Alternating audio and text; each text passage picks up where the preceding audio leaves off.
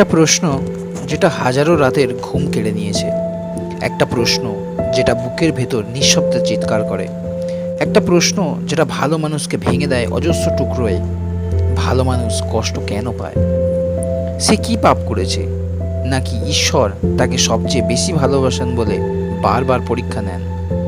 সে তো কারো অন্য কাড়েনি, সে তো কাউকে ঠকায়নি, সে তো শুধু শান্তভাবে নিজের কাজ করে গেছে। তাও কেন তার মাথায় ঘুরে বেড়ায় ঋণের বোঝা? তাও কেন তার ভালোবাসা বদলে যায় অবহেলায়? জীবন কি তবে নিষ্ঠুর, নাকি জীবনের ভেতরে লুকিয়ে রয়েছে এক মহাজাগরণের খেলা? এই গল্প শুধুমাত্র একজন ব্যক্তির কাহিনী নয়, এটা হাজারো নিঃশব্দ যোদ্ধার গল্প, যারা মুখে হাসি রেখে প্রতিদিন ভেঙে পড়ে ভেতর ভেতরে। আজ আমরা খুঁজব সেই প্রশ্নের উত্তর, ভালো মানুষ কেন কষ্ট পায়? আর সেই উত্তর খুঁজে পাবো কোনো মানুষের কাছ থেকে না, বা কোনো আশ্বাসে না। আমরা সেই উত্তর খুঁজে পাবো ভগবদ্গীতার শাশ্বত বাণীতে। জীবনের শুরুটা খুব সাধারণ ছিল না। তার না ছিল হাতে সোনার চামচ, না ছিল দামি জামা, না ছিল দামি খাতা, কিন্তু স্বপ্ন একটা ছিল। তার একটা স্বপ্নের বাড়ি হবে, সে কিছু করে দেখাবে। সে ছিল শান্ত, ভদ্র, নিষ্ঠাবান, শিক্ষকদের পছন্দ কিন্তু সহপাঠীদের টার্গেট।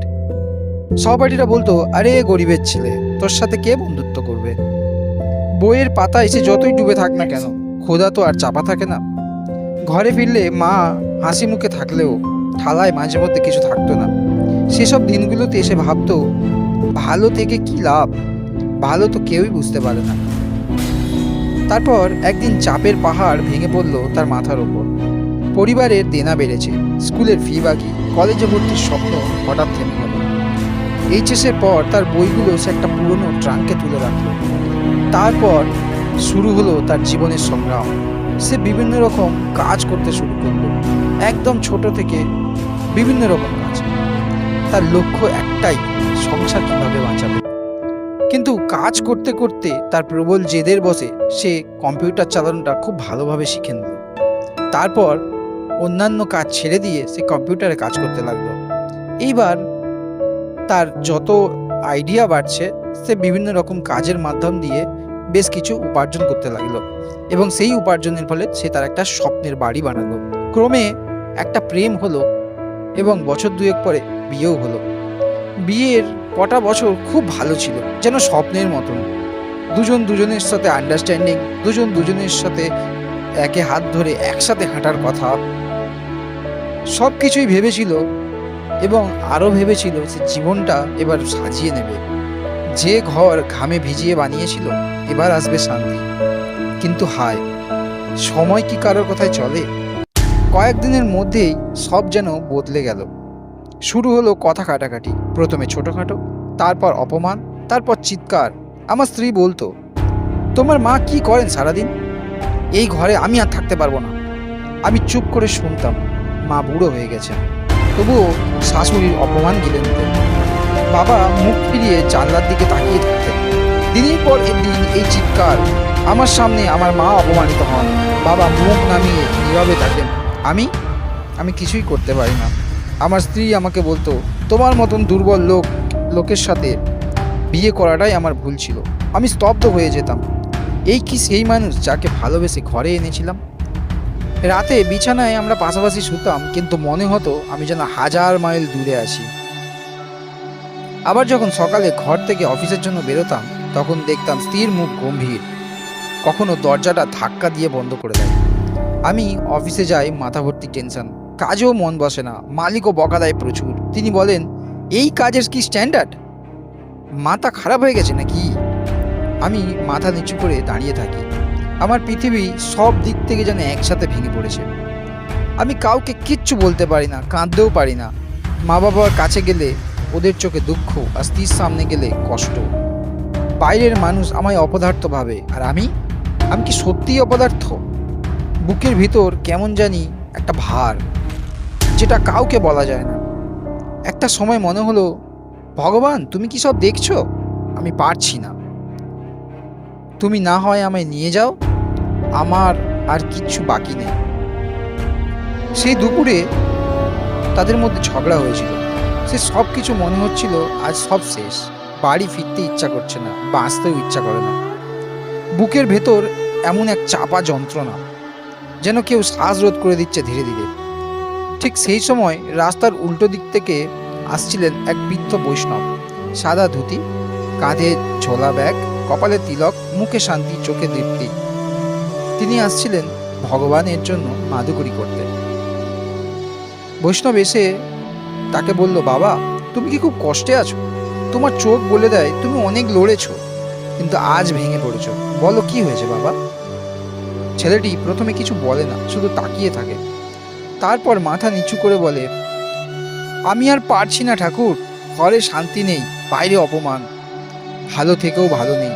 কেউ বোঝে না আমাকে, মনে হয় সব ছেড়ে দিই। বৈষ্ণব তখন নরম গলায় বলে, বাবা, জীবন মানে কষ্ট নয়, জীবন মানে কষ্টের মধ্যে দিয়েও নিজের ঈশ্বরকে খুঁজে পাওয়া। তুমি জানো ভগবান কৃষ্ণ কি বলেছিলেন এক হতাশ অর্জুনকে? তিনি শান্ত সুরে বলেন, অসোচবা নন সোচস্তমম প্রজ্ঞাবাদাংশ ভাসসে। তিনি বলেছিলেন, তুমি যাদের জন্য শোক করছো তারা তোমার শোকের যোগ্য নয়, তবুও তুমি পণ্ডিতদের মতো কথা বলছো। বৈষ্ণব বললেন, তুমি শোক করছো কারণ তুমি ভেবেছো সব শেষ, কিন্তু আসলেই সব শুরু এখনই বাবা। কৃষ্ণ বলেছিলেন, পাণ্ডব, তোর ভেতরে আগুন আছে, তুই যুদ্ধ কর, কারণ তুই ধ্বংস হবার জন্য জন্মাসনি। তুমি এসেছো বাঁচাতে নিজের আত্মাকে। ছেলেটা আস্তে আস্তে চোখ তুলে মৃদু কাঁপা গলায় বলছে, কিন্তু আমার কিছু নেই বাবা, ভেতরে শূন্যতা, কোথা থেকে শুরু করব বলুন।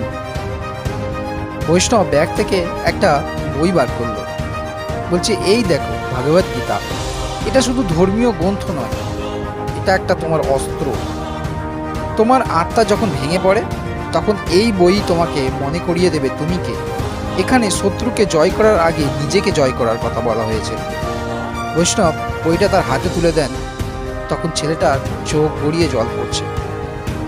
বৈষ্ণব জোর দিয়ে বলছে, তুমি এখন হারাতে পারো না, ভগবান কৃষ্ণ তোমাকে ছেড়ে যাননি। তুমি যদি এক পা এগিয়ে যাও, কৃষ্ণ তোমার দিকে 10 পা আগাবেন। শুরু করো আজ থেকে, এই পাতা থেকে।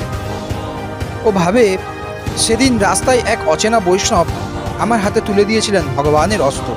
আমি প্রথমবার বিশ্বাস করেছিলাম যুদ্ধ আমার সামনে, কিন্তু শক্তি আমার ভেতরে। আমার ভেতরের কৃষ্ণ আজ কথা বলছেন, ওঠো, তুমি হারবে না।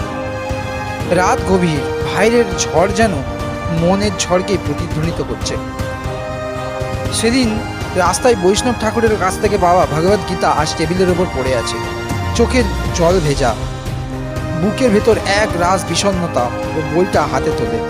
আজ থেকে নয়, অনেক কাল থেকে হারিয়ে ফেলা নিজেকেই যেন খুঁজে ফেরে এই পাতার ভেতর। তারপর এক শ্লোকও দেখে, সর্বধর্মান পরিত্যজ্য মামেকং শরণং ব্রজ অহম ত্যাম সর্ব পাপেভ্যো মোক্ষয়িষ্যামি মা শুচো। সর্বপ্রকার ধর্ম পরিত্যাগ করে কেবল আমার শরণাগত হও, আমি তোমাকে পাপ মুক্ত করব, তুমি শোক করো না। এই শ্লোক হচ্ছে ভগবানের শেষ ও চূড়ান্ত আহ্বান। যখন জীবনের আর কোনো পথ খোলা থাকে না, এখানে সর্বধর্ম বলতে বোঝানো হয়েছে সমস্ত সমাজ ঘটিত শর্ত, মানসিক চাপ, লোক লজ্জা, অন্যের প্রতি দায়বদ্ধতা, নিজের অযোগ্যতা নিয়ে অপরাধবোধ, এই সব কিছু ভুলে গিয়ে তুমি নিজেকে ভগবানের কাছে সমর্পণ করো, তাহলে তিনি তোমার সমস্ত মানসিক দুঃখ ও পাপ থেকে মুক্তি দেবেন। সেই মুহূর্তেই যে এই শ্লোকটা পড়েছিল, যখন স্ত্রী প্রতিদিন তাকে গালাগালি করত, বাবা মা অবহেলিত, কর্মক্ষেত্রে অপমান, সংসারে অপার ব্যর্থতা, জীবনে একটুও ভালোবাসা নেই, নিজেকে একদমই মূল্যহীন ভাবতে শুরু করেছিল। আমি কাউকে বোঝাতে পারিনি, কাউকে সুখ দিতে পারিনি, আমি সবখানে হেরে গেছি, কিন্তু ভগবান, এবার শুধু তোমার কাছে নিজেকে সমর্পণ করছি, তুমি আমার শেষ আশ্রয়। তখনই তার অন্তরে একটা আশ্চর্য প্রশান্তি নামে। সে বলে, আমি তো কারোরই নয়, কিন্তু তুমি তো আমার। তুমি যদি থাকো, আমি আবার শুরু করব। তারপরে সে শান্ত হয়ে চোখ বন্ধ করে শ্বাস নেয়। ভেতরের অশান্তি যেন থেমে যায়। এই শ্লোকের মূল শিক্ষা, তুমি যখন কারণ না থাকো, তো ঈশ্বর তখনই তোমার হয়ে ওঠে। তুমি যখন সবাইকে ধরতে ধরতে ক্লান্ত, তখন শুধু তাকে ধরো, তিনিই তোমার সব কষ্টের ঠিকানা। আজ সে আর ভেঙে পড়ে না, কারণ প্রতি মুহূর্তে ভগবত গীতা ওকে শক্তি যোগায়। ও গীতার জ্ঞানের মাধ্যমে ধীরে ধীরে সবাইকে বুঝিয়ে সংসারে শান্তি ফিরিয়েছে। ও সর্বদাই ঈশ্বরকে ধন্যবাদ জানায়। তুমি কি এখনো নিজের জীবনের যুদ্ধের মধ্যে ডুবে আছো? তাহলে এখনই তুমি নিজের কাছে ফেরো, ভগবত গীতা পড়ো, বোঝো ও হৃদয়ে ধারণ করো। এই মুহূর্ত থেকে যদি তুমি ভগবানের স্মরণে নিজের মনকে দাও, তবে এসো গীতা বার্তায়। আর এই রকমের জীবন রূপান্তর গল্প পেতে জীবনের পাঠ প্লেলিস্টটি দেখে নিজের জীবন বদলাও। হোয়াটসঅ্যাপ চ্যানেলে জয়েন করো, যেখানে প্রতিদিন তোমার জন্য থাকছে জীবনের গূঢ় সত্য। আর অবশ্যই লাইক, কমেন্ট, শেয়ার করতে ভুলো না। সাবস্ক্রাইব করো গীতা বার্তাকে, কারণ গীতা বার্তা একটাই উদ্দেশ্য নিয়ে চলে, তোমার আত্মা জাগাতে, তোমার ভগবানকে খুঁজে পেতে সাহায্য করা। গীতা বার্তা এখন কেবল একটা চ্যানেল নয়, এটা একটা আত্মিক বিপ্লব। আমরা যুদ্ধ করি ভেতরে সেই অন্ধকারের বিরুদ্ধে। আর তুমি কি প্রস্তুত নিজের সত্যকে জাগাতে?